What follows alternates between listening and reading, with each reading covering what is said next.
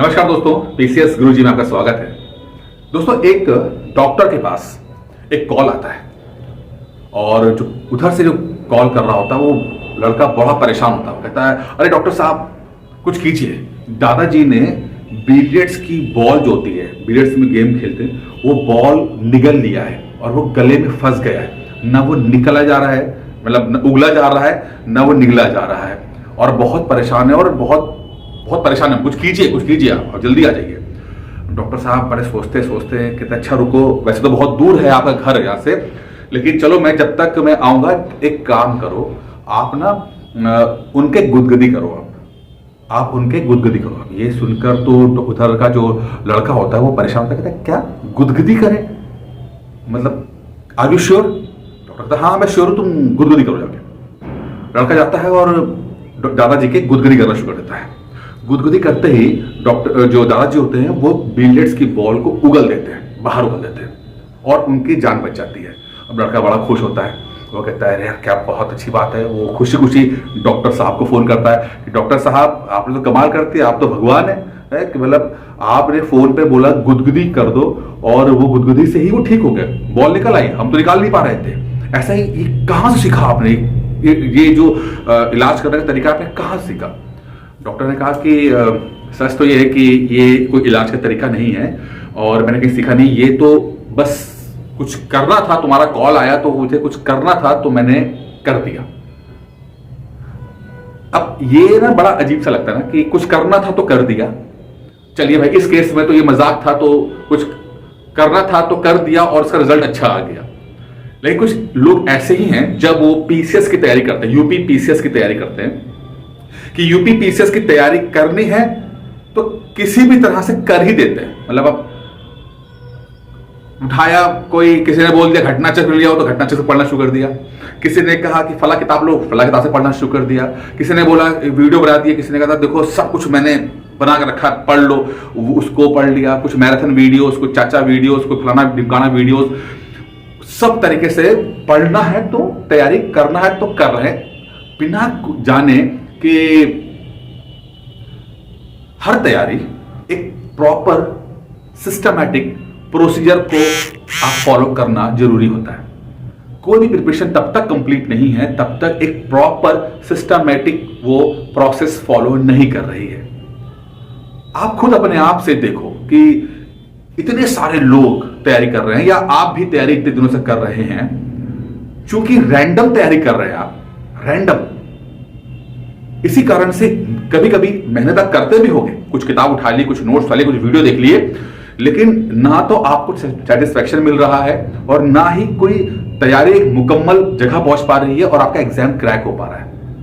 आप मेहनत कर रहे हो, ठीक है, कम ज्यादा हो सकती है, बट कोई सही डायरेक्शन में जा नहीं रही है क्योंकि आप तैयारी भी सही डायरेक्शन में नहीं कर रहे हो।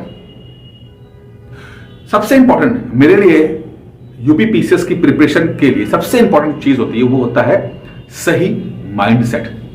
किताबें भी बाद में आती हैं, नोट्स भी बाद में आते हैं, मेरे लिए सबसे इंपॉर्टेंट है एक सही माइंडसेट होना। और सही माइंडसेट क्या है?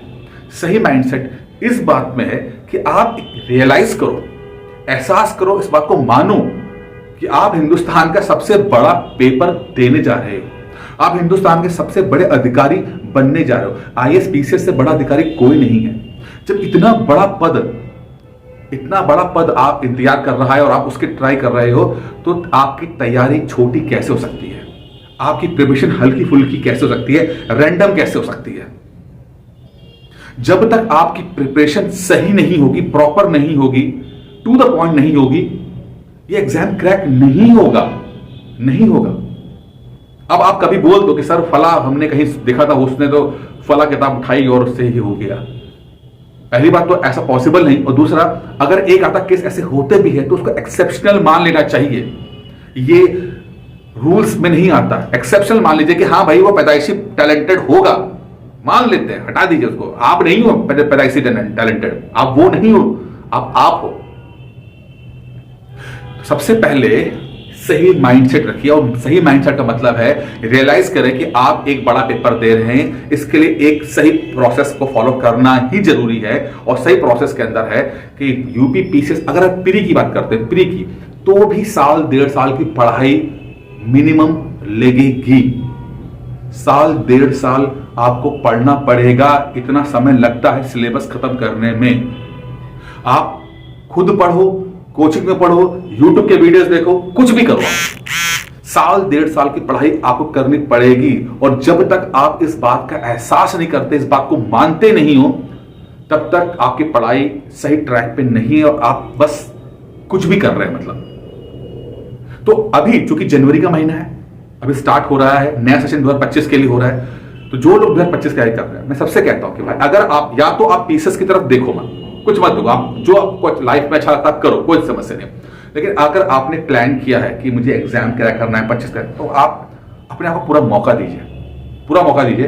एक बार सिलेबस खत्म करने की बात कीजिए, बिना कुछ ये सोचे हुए कि हाँ भाई मेरा सिलेक्शन कब होगा, ये किताबें सफिशिएंट हैं कि नहीं है, ये कुछ नहीं। एक बार पूरा सिलेबस खत्म कीजिए किसी एक सोर्स से। अब एक सोर्स का मतलब होता है कि या तो आप बुक्स ले आइए मार्केट से, जो कि स्टैंडर्ड किताबें हैं, कुछ मैंने वीडियो बनाए हुए हैं, कुछ औरों ने बनाए हुए हैं। आप जो भी आपको अच्छा लगे किताबें ले आइए और रखिए, और सबको एटलीस्ट एक बार प्रॉपर तरीके से पढ़ लीजिए प्रॉपर तरीके से, ठीक है। अगर आप ये कर सकते हो तो बहुत अच्छी बात है, आप खुद अपने स्तर पे कर सकते हो, बहुत अच्छी बात है।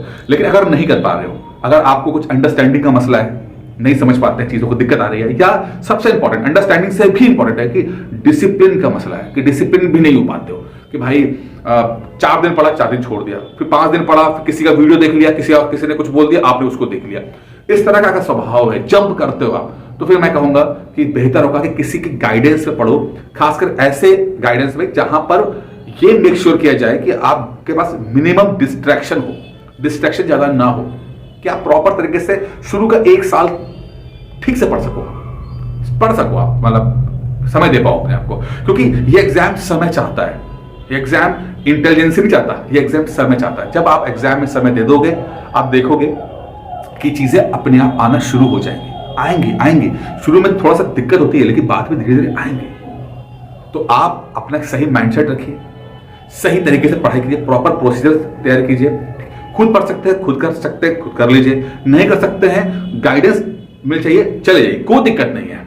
ये एग्जाम बहुत पढ़ा है, कोई नहीं पूछेगा आपसे कि आपने कोचिंग पढ़ी थी, क्या पढ़ा था। आप अल्टीमेटली फाइनल लिस्ट में नाम है या नहीं है, बस यही मैटर करता है। तो सही माइंडसेट रखने वाले लोग ही अंत में पीसीएस या आईएएस बनते हैं, और आप भी अपना माइंडसेट सही रखिए।